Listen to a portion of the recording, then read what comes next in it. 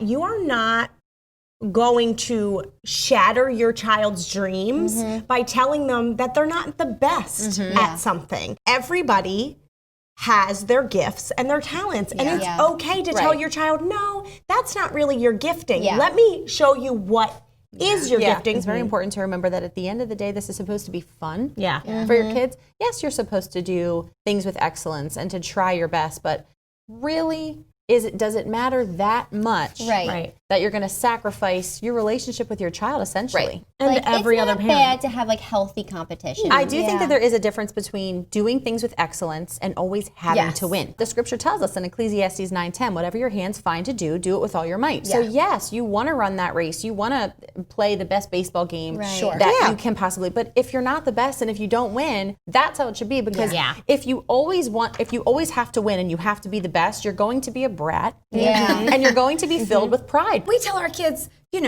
you are going to be better at some things than others. Right. And there's going to be others that are better than you at other things. Kind of like you were saying, we've all been gifted differently. I just think being realistic with your kids is so important. Exactly. If you're being a participation trophy parent now, just think of when they get older, they're going to expect, they're going to have pride. Everything's going to be all about They're them. going to be entitled. So train them now. And teach your kids to be kind, to be humble, to be encouraging. And I think that's exactly what a lot of this comes down to, is reminding them really who they are and what really matters. Because winning's fun, but who they are and how they play and how they represent Jesus, their character. That's what matters in the end.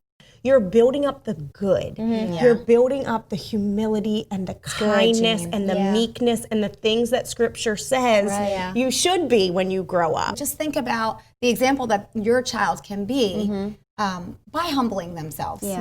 By thinking of others as better than themselves and recognizing that, you know what, I am good, but I'm not the best. That kid's really good, and I should let them know. Outspoken. Now streaming on the web at FISM.tv, on your Roku or Amazon Fire TV, and on mobile by downloading the FISM app.